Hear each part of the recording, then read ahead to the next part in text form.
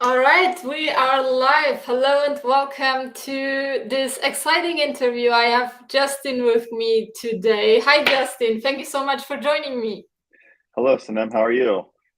I'm good, thanks. And I am really excited to have you here to talk about what you are doing, because I think what you've built is incredible over the last few years, and especially about what you've done just recently. So, thank you for taking the time and being here with us today. Thank you for having me. All right, to those of you who are watching us live, quickly let us know in the comment section if you can see us and hear us properly so we know we are ready to go.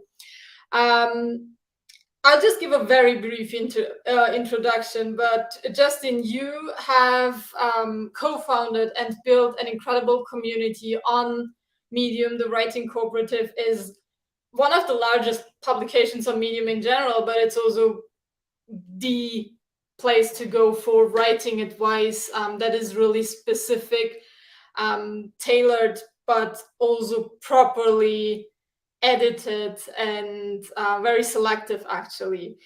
Do you want to give our listeners a quick overview of who you are beyond that and how you actually ended up founding the Writing Cooperative and becoming a writer and editor yourself? Yeah, the Writing Cooperative, as you mentioned, is Medium's largest home for writing advice. We started in 2014, but prior to that, I've been writing on the internet for 20 something years at this point, back to the old days of uh, blogging, and I've owned my personal domain, justincox.com, since 2001. Oh, And there's wow. been various blogs versions on that site over the years. Um, my professional background is in nonprofit, uh, doing all kinds of different programming, communications, marketing for nonprofits, consulting. And so in 2014, in the beginning of that year, I found myself on Medium for the second time. I actually joined about a year prior to that, and it was too new, and I kind of wrote it off. And then I joined again in February of 2014, and in October of 2014, I got connected with Jessica and Sand and Sella, um, and we put together the original form of the Writing Cooperative. And now today there's 230,000 plus followers on Medium and various communities across the different social platforms. And so it's pretty exciting. When you started out, did you have any specific goals or a vision of what could happen? Well, with my writing or with the Writing Cooperative or both. Both. So when I started writing online myself, it was really just an outlet for fun. I didn't really have any career aspirations with it at the time. Um, it was just kind of a place to share thoughts. And some friends and I in college, we launched a group blog, and so that was just kind of a place to be. When the Writing Cooperative launched, again, our goal was to connect writers and help each other to grow. Was really kind of the thing. We were all on Medium, which was really new at the time. Um, and we saw it as an opportunity to help each other grow as writers and improve. And that was really kind of the original basis. Over the years, as the publication has grown, the community has grown, the kind of goals and aspirations for it have also grown. Now, my main goal with the Writing Cooperative is to be a place that connects and encourages writers from around the globe. And so we have a number of different ways that we do that, but um, my main focus is providing encouragement and support to other writers. And I think just from what someone like me could see on the outside, you were doing very well in doing that, and it's incredible how many people are actually benefiting from what you're doing and what your writers are doing. And I think we will have a few minutes to talk about that in more detail. But what I really appreciate that, I mean, I've joined Medium in 2018, and ever since I was familiar with the Writing Cooperative, you've been a selective publication in a way that you really stick to your own guidelines and really not only provide support to your writers, but also take it very seriously to not just publish anything to your readers. And that's something I really appreciate, because even though there are tens of thousands of writers and thousands of publications, it's very hard actually to find publications that are doing such a well job in editing and being so clear and strict. And I think it's just wonderful that you've created that space for so many people. Well, thank you. If you could think of the last few years, either as an editor or writer or both, if you could avoid one mistake you've made, and I'm just assuming you made a few, just like all of us, what would that be? So the one mistake that I would avoid making is not listening to my wife sooner. I share this story in my book, but my wife encouraged me to use my writing skills professionally long before I saw that possibility in myself. I'm talking like years before I saw that in myself. And so um, that mistake, I talk in the book a lot about how writers, we get into our own way, and we create self-limiting beliefs. And for me, it was self-doubt and giving into that. That was my biggest mistake. And once you find how to overcome those beliefs, it's much more freeing. And I've felt much more empowered to write and to share my experience, which is a direct result of that book being published, which we'll talk about here soon. Yeah. It's so nice because you also talk about that whole story and the self-doubt in the book, right? And what I really Mhm. love, and I'll just mention that even though we're not talking about the book in particular yet, but um, I love how the book is structured in a way you don't just share information and you read the book once, put it away. But it's kind of like a workbook where you encourage people to work through their own, in the beginning, their internal struggles, kind of Mhm. gain clarity, gain clarity, especially on what's holding them back, really mentally, mostly. And I Yeah. love how by answering those questions directly inside the book, you actually have those answers right besides you whenever you might need them. And I think that's actually such a great way. I've read a few books on writing so far, and I've never come across one that is actually really encouraging you to do these kinds of exercises right away. So that's a part I really loved. And Elise actually left a comment saying, "I'll tell my husband right away." That's Yeah. when you said my biggest mistake was not listening to my wife. That was the Right. first thing I thought was, I'm gonna show the recording to my partner. I think it's true, though. I mean, people around us see our gifts and our talents in a much clearer way than we sometimes are able to see them in ourselves. And I know I can speak for myself and other writers that I know. Um, we take all of that stuff with a grain of salt because we're our own biggest critics, and so Yeah. not listening to the people who really care about us is an important mistake to overcome. And so it is a little, tongue in cheek, but it's also true because there's a lot that we can learn and grow from those people that care about us, that see things in us that we don't see in ourselves. Yeah, well said. Well, talking about mistakes, let's talk about specific mistakes writers make, or especially new writers make, because that's a big part of our audience, and I believe yours too. And a lot of people Hmm. who just start writing, hopefully read the Writing Cooperative and come up with ways to improve.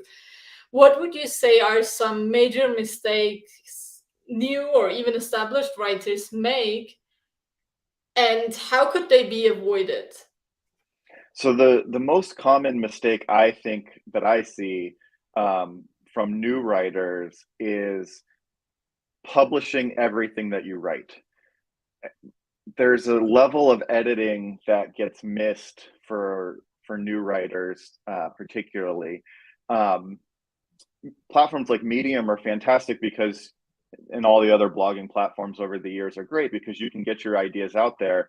Medium actually incentivizes publishing because of the partner program, but I think it's a mistake to just publish all the time instantly without going through any kind of editing or review process before that. I'm a big fan of writing daily. I write daily. I've written daily in a journal for 4.5 years now, I think is my daily streak. But I don't publish daily. I publish things maybe once a week. I have newsletters and interviews that go weekly, but my own personal content, it might be once a month, once every couple of weeks.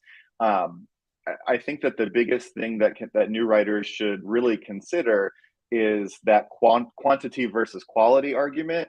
I'm a huge fan, and our publication is a testament to that, as you kind of alluded to earlier.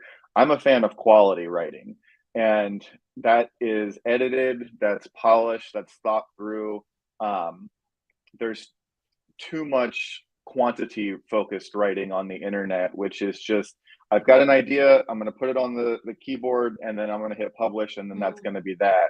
And so I think that that's something that new writers can really focus on, is working on your own practice, your own writing, and getting to the point where you're ready to publish things that are of quality.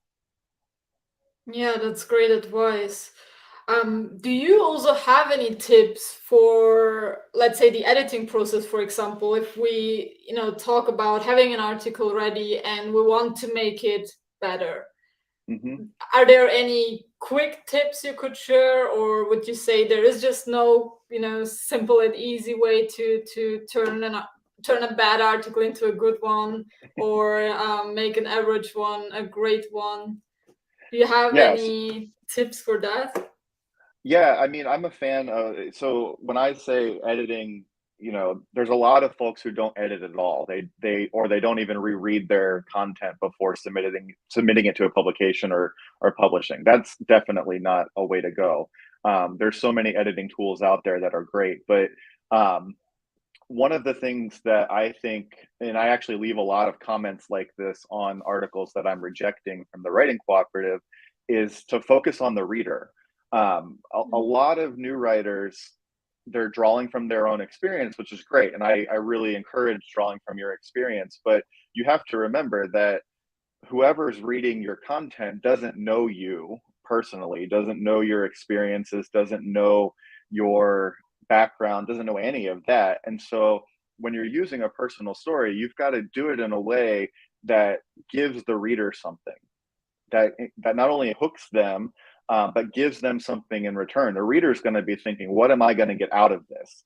And so I read a lot of stories that somebody was in a coffee shop and the barista said something to this, and then they learned something from that. Well, if it takes me paragraphs to get to that point where I'm actually drawing something from your story, that's a little harder for me to connect into, unless I've got some sort of established relationship. I've read other things by you. Mm. I know kind of your background. And so I think what takes a good piece of writing and elevates it to a great one is focusing on the reader, what the reader can learn from your experience, and then how your unique perspective and background and experience can help others. A great example of that, last month we published an article that was focused on writing for dyslexic audiences. It's not something that I've ever considered. The author in question, the person who submitted the piece, talks about their own experience with dyslexia, and that particular piece was just really, really interesting, really unique, and use their own personal experience to help others learn from and potentially change the way that they write their own content. When you see articles that are mainly focused on the writer, and I know that might be a hard question to answer now, but if somebody is talking about their own experience and sharing a lot about the background of the story, and then making a coming up with a lesson or making a specific point. Do you think that most of these articles can be rewritten or edited in a way that they can actually end up being really interesting and good stories? Or is it the editing process and cutting off the unnecessary information that is the problem? Or would you say that a lot of writers have a problem with actually finding out which lessons are interesting to a reader and what the world might be interesting in reading in the first place? I mean, that's a great question. And honestly, I think the answer depends largely on the writer themselves, because there's some who, yeah, they probably do need to learn what parts of their story are interesting and what parts don't need to be included. Um, and then there's others who, yeah, the editing process to kind of refocus on the audience of that is intended, is probably a good option. And so I think it really kind of depends on what the writer's goal is. All the stuff that we publish on the Writing Cooperative is writing advice. So in our particular publication, everything should be 100% focused on the reader and what they're going to get out of that content. Now, that's not going to be the same for every piece of writing, and a lot of the people who submit to our publication are novelists or fiction writers, and so they're used to telling stories, and that's what comes naturally to them. And so I'm not faulting them for that, because as writers, we are ultimately storytellers, but the key is understanding the audience of the piece that you're writing. And the audience for a piece of writing advice is very different from the audience of a novel or a poem or something like that.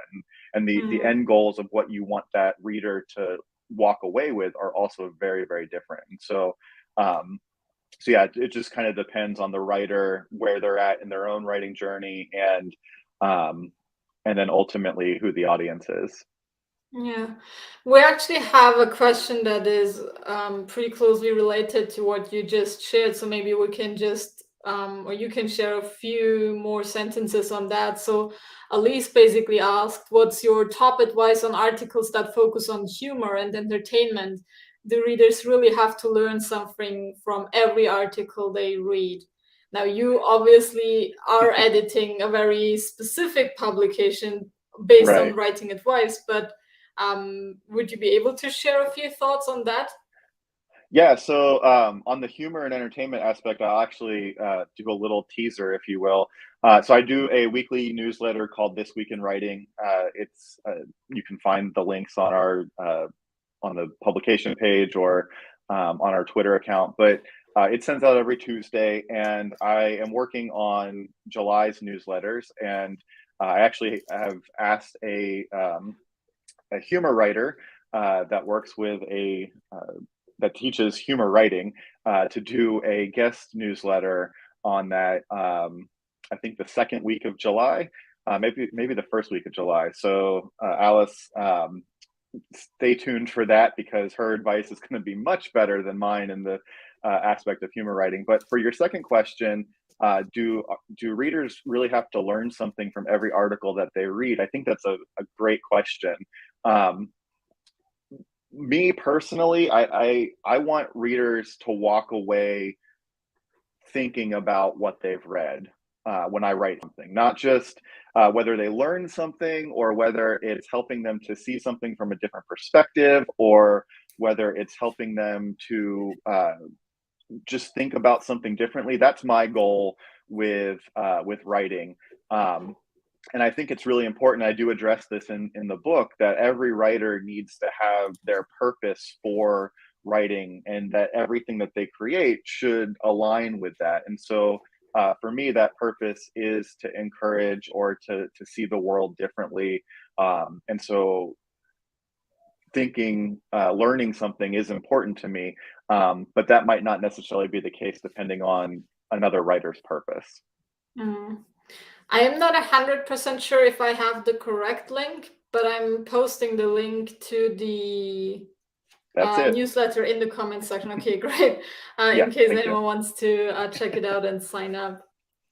All right, so we had a few things now. So when talking about mistakes, especially when submitting to publications or the Writing Cooperative in particular, we talked about editing in the first place, having an editing process first, and being actually very strict about it, in my opinion, is the best case. Like I have 4 rounds of editing for each article, and I really believe editing is what helped me learn how to write in the first place. Also, the editing tools I personally use Grammarly and the Hemingway editor. It's nothing fancy, it's nothing sophisticated, but I think it's more than enough. If you are careful and intentional about the changes you make. So maybe just a side note on that, using an editing tool doesn't mean that you need to, or that you can blindly trust it. They make mistakes too, but they can be a great help to spot your own mistakes and weaknesses so you can continuously work on them. So we had editing, we had writing with the reader in mind, and writing with a specific lesson or specific lessons and value in mind. Is there any third mistake or piece of advice you would share for those who are generally maybe still struggling to get published in their favorite publications, or those who have received a few rejections and are not really sure what to do differently next time? Yeah, I think that the third piece is probably originality. It's focusing on what you can bring that's new. And everybody's individual background, everybody's individual experience is different and unique. And so I like to see articles that bring that out. That dyslexic article was a great example of that. I see so many variations on the same theme submitted to the Writing Cooperative. Yes, Stephen King's On Writing is a great book. I don't need to see another article with 7 quotes that I learned from that book, or Neil Gaiman's masterclass, or any of these things that have just been, those stories have been told to death, and they're somebody else's story that somebody is writing that they learned something from. And so I like to see things that are original, and I think that that is another thing that elevates stories and articles to the next level, and gets them into the big publications, is that originality, that they're unique, they're different, they offer a different perspective than what's been done a million times. And we all have the ability to do that because we all have our own backgrounds, educations, experience, where we are in the world. It's all of that leans into the very unique perspective that we have. I think that new writers particularly are afraid to go to those places because they see what's being published and they try to replicate that. But the reality is like, lean into your own uniqueness, and that's going to be, one, more fun to write, and two, it's going to make you stand out more so than anybody else. That's so interesting because it's something I discuss a lot with my students as well. I sometimes work with people who are experts or are passionate about a specific topic, and they come to Medium. They are looking for a place to write on, and then they check out Medium and they find that their topic is not being covered a lot. There is not a big publication about the topic yet. And there's just not many writers writing about the topic. And what I always say is that for me, it's so hard to believe that there are, I mean, it's very broadly speaking, but there are so many people reading on Medium. It's very likely that there are also people who are interested in what you want to share, because the audience is so large and so diverse. So if you have something in mind and you do your research and you find that it's just not being covered on Medium yet, it doesn't necessarily mean there is not a space for it or there is no audience for it. It's probably means that nobody has tried yet, or nobody had the stories that you have in mind, or nobody who is an expert in that field has discovered Medium yet. Like there are so many Right. great people sharing their knowledge on Instagram or YouTube or whatever, but compared to these platforms, Medium still has a very small number of creators. Would you agree with that? Do you have a different perspective when people with diverse backgrounds want to start to write and don't find their topics on Medium yet? Yeah, 100% agree with what you were saying. I mean, what I like to tell writers is that your audience is out there. It's a matter of finding them and not being, and actually I talk about this in the book a little bit, that they're not being ashamed of what we write, not being intimidated by what we write. Whatever it is that we create, our audience is out there. Um, and there's a lot of writing advice out there that says tailor your message for popularity and for the audience and for logarithms, and I don't like that advice. Yes, there's a marketability argument to be made, and if there's a monetary argument to be made there, but if you're compelled, if you're inspired to write something, then I say write it, and the audience will be found. It might take time, it might not happen instantly, but the audience will eventually find it, if it's the right quality and it's the right story. And so, yeah, I agree. It sometimes it takes work to find the audience, but it's worth it to stay true to yourself rather than just kind of creating what is popular or what sells, or however you want to define that. Yeah, that's great. Thanks for sharing. We already talked about the book a bit, but let's dive a bit deeper into it. Can you share a bit about the core idea and why you decided to turn it into a book instead of just publishing articles? Yeah, so I've mentioned the book a couple of times. It's right now, it's available on Amazon. So Right Now was born out of the Writing Cooperative's coaching program that I ran last year. We did 5 or 6 cohorts of writers. I wrote the curriculum for it the year prior, and so the book itself is an expansion on that curriculum designed to coach writers. And so because it's coaching based, I wanted it to be a self-contained package, rather than a series of articles. Articles are great, but people can kind of stumble into them at different places. And so somebody could stumble in at the halfway point and not get all of the stuff that builds to that. And so I wrote the book, as you mentioned earlier, Sanem, that it really kind of walks people through a writing journey and helps discover the things that might be blocking that journey.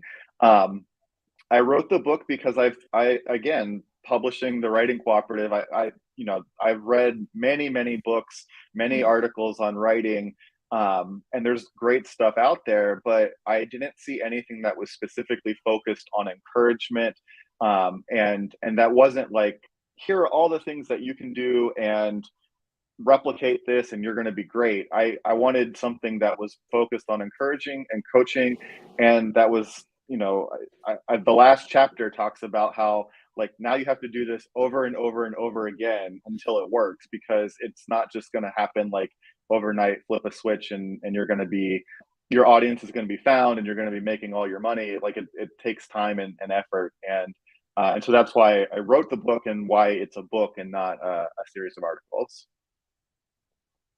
I love that, and I have finished the book. Was it last week?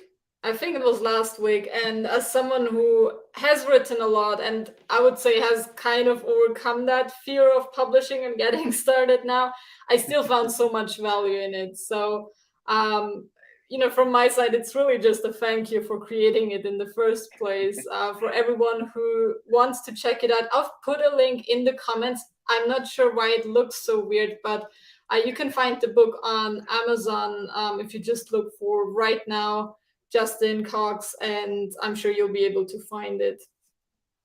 Yep. We already talked about it a bit before the session started, but you self-published your book using Amazon's self-publishing tool, essentially. I have self-published a German book back in 2019, and then we have done a journal via Amazon as well.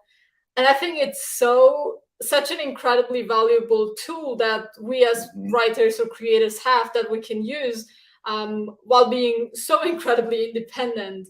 Do you want to talk a bit about how and why you decided to self-publish and how that journey looked like?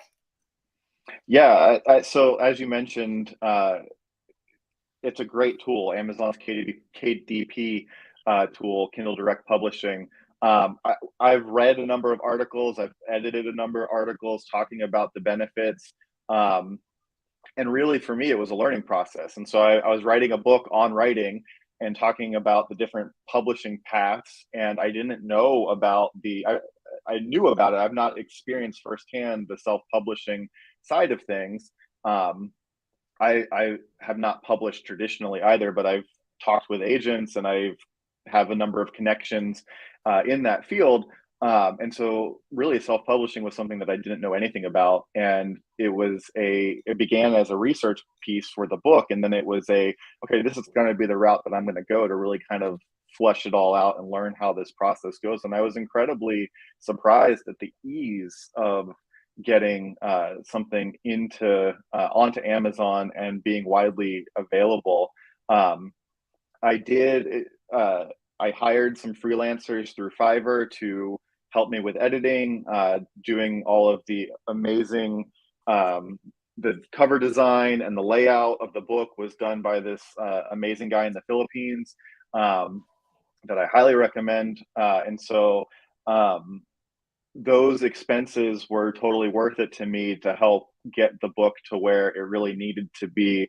I paid for a developmental editor on Fiverr as well, who I had a number of folks that read it prior, and then I waited a couple of months after I rewrote the book, and then paid for a developmental editor on Fiverr that really gave me some great last minute tips to add a few things here, tweak a few things there that really created the book that you read. And so it was a really fun journey, learning that process of bringing something from my screen to physical copies in the world and Kindle copies around the world. And so it was a fun process, and I do recommend the KDP experience for anybody considering self-publishing. So you already mentioned that you had the curriculum of the coaching program, but from the time you decided to publish a book until the moment you had the first copy in your hands, how long did that take? So I wrote the original curriculum in 2019, and it's probably 30 pages or so. And so when I decided to expand to a full book, I outlined sometime early last year, or no, 2019. It was 2020 that I wrote the curriculum. So it was early 2021 that I did the outline for Right Now, the original outline. And as I explained in the book, I typically do everything by an outline. I kind of think through my main points and then shuffle things around a little bit. And so the original outline was early last year. I probably wrote it over the course of about a month or so in the middle of last year, sent it out to a handful of folks for initial edits, rewrote it in the fall of last year, and then put it in a drawer for about 6 months. I picked it up again about 2 or 3 months ago, did another edit on my own, another rewrite. That's when I hired the developmental editor, did a fourth rewrite after their advice, and then it went to the guy in the Philippines for layout and design. And from the time that he was done with it it was available on Amazon for sale about 4 days later after that. So Wow. it was about a year and a half total time, but a lot of that was it sitting in a drawer. I needed to change my focus for a little while, and I needed to not think about it. If you read the same thing over and over and over again, it starts to lose its impact. So I needed to set it aside for a while and then come back to it before it was ready for the world to see. And you said you wrote the majority in 1 month. Hmm. Is that correct? Yeah. Did you make time during that specific month and decide to this month to be your book writing month, or have you been able to do it alongside other projects? It was alongside other client projects. And so it really kind of worked out to where, depending on whatever my freelance client projects were for that week, I would try to get them done Monday, Tuesday, Wednesday, or Monday, Tuesday, depending if I could, and then really try to focus Mhm. on the writing of the book. Some days were better suited to writing the book, and some days were better suited to writing client projects. It just kind of depended. That's why I said it was about a month or so Mhm. last year. Um, and because I write everything by an outline, it's really kind of filling in the blanks for me.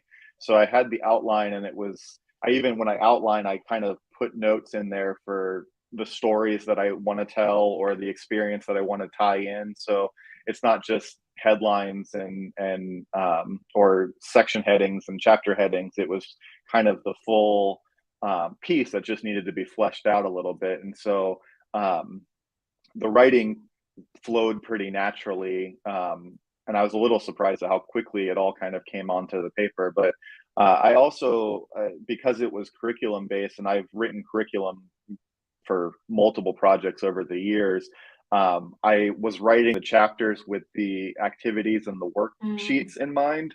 And so it's a little bit different than writing an article, because you're writing towards that worksheet to help kind of explain and bring that in. Um, and so that made the writing process a little bit easier for me because I was approaching it more uh, as curriculum than I was as articles. Cool. Thanks for sharing the details of the process. I always love to hear that because I think book writing process is something that looks so different to everyone, Hmm. and also like what's easy and what's really hard can differ depending on Yep. just what kind of writer you are and what kind of expectations you have. So thank you for giving us that insight into the behind the scenes of your book creation journey, kind of. I just have one final question, and then I'll look through the comments section because I've seen one or two questions before that we might be able to answer. If you've been watching or listening and are still here and have any questions in mind that you'd like Justin to talk about, then this is the time to put them in the comment section as well. So feel free to do that. All right, Justin. I know that's a hard question, but what is next for you? Do you have any plans? Are you currently working on any new projects? Is there anything you want to share with us? So that's a great question, Sanem. When I wrote the book, I literally didn't think of any of the stuff that came after the book. And so, like, when the first sales came in, I was like, oh, that's really cool.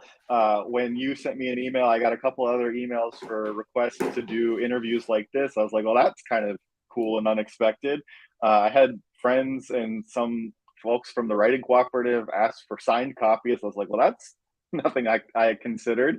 Um, so I didn't think of any of the after the book part for the rest of the year. And it also, I talk a lot in the book about how my grandmother was a big inspiration because she was constantly asking, when are you going to write a book? When are you going to write a book? And so I took her the first copy, and the first question she asked me was, when's the next one coming out? And I was like, well, there's no plans for that. So I don't really have big plans for the rest of the year, aside from kind of, continuing to see where everything where it goes. Um, for the Writing Cooperative, I've got some ideas in terms of continuing to build connection and community amongst folks. But as I mentioned earlier, everything that I do is really focused on encouragement and supporting other writers. And so right now, I'm just kind of taking that opportunities as they come, and seeing where I can add value there. And so it's kind of a weird answer because I don't necessarily have big plans for the rest of the year, but I'm open to kind of wherever opportunities arise. That's nice. I think this is actually, one of the wonderful aspects of also kind of doing your own thing and being able to make those spontaneous decisions and going with the flow depending on, what opportunities just pop up, and also what you most feel like doing in that particular season of the year or the life. So I think that's actually a Yeah, wonderful answer, because for me, as someone who's running her own business, that's one of the most beautiful aspects of it, to be honest. Not having to have it all mapped out, not having responsibilities, sometimes not knowing exactly where the journey is leading to. yeah, All right, so I have seen a few questions. Is it fine for you if we take a few more minutes to answer them? yeah. Let's go for it. So there is one about books, actually. Which single book not written by you helped you the most in your writing career? It's what single book? Geez, that's a really hard question because I feel like so many books help me in very different ways, and and not the typical like uh, self-help or writing explanation books. Uh, those are great, and I wrote one, so hopefully, yes, you'll find value here. But I tend to find value in other people's writing. Um, so to narrow it down to a single book could be really, really difficult for me. Um, I like to read books that capture my attention, and then if they really kind of get me to think or inspire me, I like to then go back and relook at them and to try and figure out why they captured my Mm, attention. And so um, so that could be for any number of reasons. It might be something with the way it was written, the way that the way that the language presents itself, and then I learn from that. And so I'm not going to give you a great answer in terms of like a book on writing itself, but um, the book that keeps popping into my head as I'm sharing this is Emily St. John Mandel's Station 11.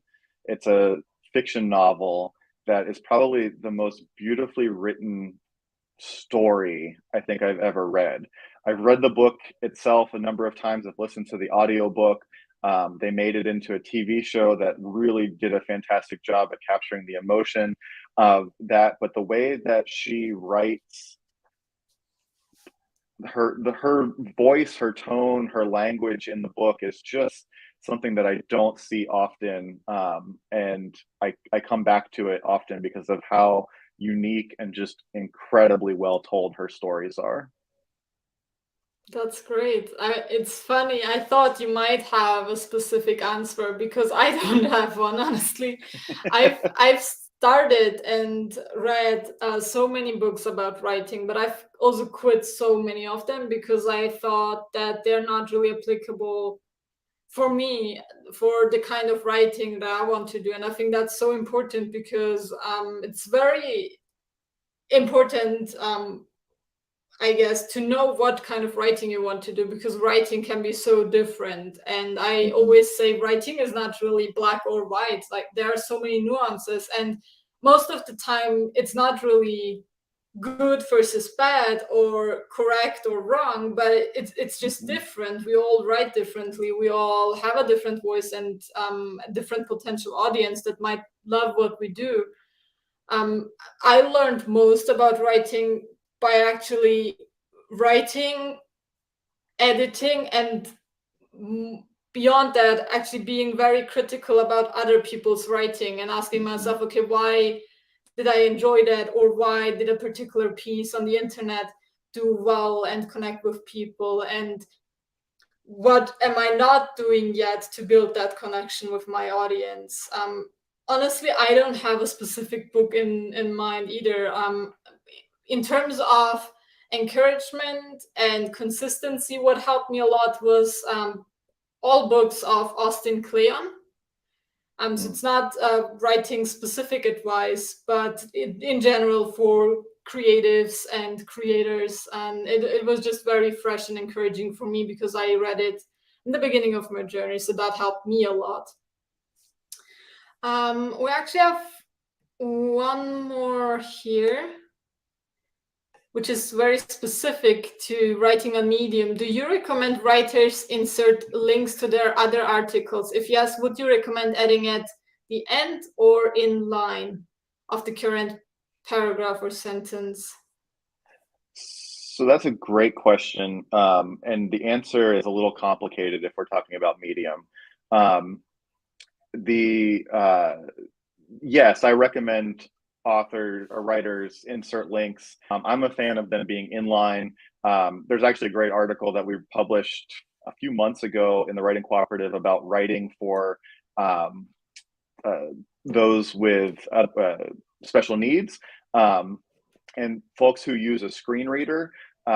There's really interesting kind of ways to make sure that they are getting the best experience from the article as well. And so that's why inline is really, really important. But when it comes to Medium, Medium's SEO is a little different than the rest of the internet. And there's some I'm not fantastic with SEO, but basically the links don't follow when being curated through Google. And so there's no SEO benefit to adding links to your Medium articles if you're talking about Medium. But for the rest of the internet and writing at large, yes, link away. Medium is just a little bit different with its SEO. All right, cool. Thanks for answering that. I've just seen a few comments on whether a replay will be available. So yes, you will be able to catch the recording in case you joined us later on. So don't worry about that. There's an interesting question from Rick asking how much time you spent managing and running the Writing Cooperative versus working with other clients or on your own projects. Yeah, that's a great question, Rick. So I am the sole editor of the Writing Cooperative now. I've put in a lot of automation where I can in terms of requesting to be a writer, but everything, all submissions, all of that have to be done and read manually. And so I tend to try to do that maybe an hour or so a day. Some days are different than others. And I tend to only do submissions in batches. Like I did a batch of submissions on Friday or Saturday of this week to really kind of sit down when I have some time and read through, because it feels like I go through dozens of submissions at a time when I do those in batches a couple of times a week. And so I definitely don't spend as much time on the Writing Cooperative as I do my other freelance clients, to answer Rick's question, mainly because about 95% of what I do for the Writing Cooperative is done for free. We have our Patreon, which is great and I'm grateful for, but that's the main source of income for the Writing Cooperative. All of our content is available on Medium for free. Most of our community stuff is available for free.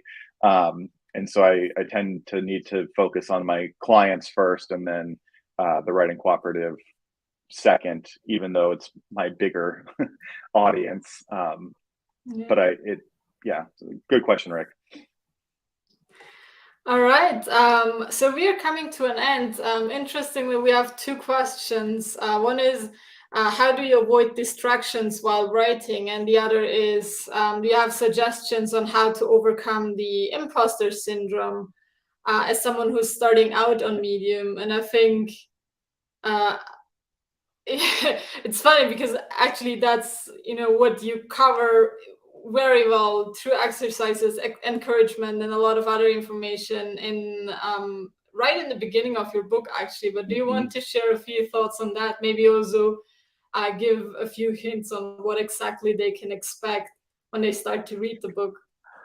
Yeah, so imposter syndrome is chapter 1 of my book, because I think that it's something that we all writers struggle with, and I see this a lot, uh, Chelsea. The new writers that are coming into Medium see, this vast collection of content, and it's intimidating. And the question is like, how am I gonna break into this? How am I going to get my voice to be heard? And I just refer back to all of the things that we talked about earlier, that you are unique. Your experience is unique. Your voice is unique. Your vision is unique. And so work on you and your writing, and honing your voice, and getting your thoughts onto the page in your unique way, and that's how you stand out. And so yes, there are thousands of writers on Medium, but there's only one you. So focus on that, and your audience, you will eventually find your audience. Yeah, that's pretty much the message that I found incredibly valuable in the beginning of the book. And I think if you are new, probably to any platform, but especially to Medium, because that's where we all hang out, it can be so intimidating. You see all these people who've been doing it for years. You feel like you are behind, which is just so not true, because you cannot really compare your journey to other people's. And it's also funny how when you talk with most people who have incredibly large audiences, when I talk to them in videos like this one, at the end of the day, we always come to the conclusion that we all have our doubts. We all have a bit of imposter syndrome. We just learned to deal with it, or to do the things we said we're going to do despite those feelings, which isn't always easy. But I think it's one of the only ways actually to do it, because you're always going to feel like there's somebody else who would be better suited for a specific article, a specific job, or whatever you want to do. So at the end of the day, a lot of it is really just your mental space and what's going on in your head day in and day out. Because and I think that's one of the most beautiful but also hardest things about writing is you always sit down and write on your own. Even if you have peers and people who review your work, it's always you on your own with your own mind. And it's so easy to get into doubting yourself, and basically telling yourself why you're not the right person to do it, but you probably are. And just the fact that you're wondering and asking yourself these questions shows that you do have an important message that you should probably share with the world. Mm-hmm. All right. Yeah, and beyond that, I think if you want to dive deeper, complete some exercises, and really get a better understanding, I think the book right now is really the best place to get started. Thank All you. right. Thank you so much for being here, Justin. I learned a lot. I had a lot of fun. It was a pleasure talking to you, and I really appreciate your time and all your open and honest answers. Well, thank you, Sanema. It's been a lot of fun. All right, thank you all who have been with us live. I hope you enjoyed it as much as we did. If anything else comes up, feel free to use the comment box, or if you're watching the replay, I will check the comments in a few days again and see if there are any questions that we missed, forgot to answer, or that we can, or any way that we can still support you. So make sure to make use of that opportunity, and I'll see you in one of the next sessions. Bye-bye. Bye.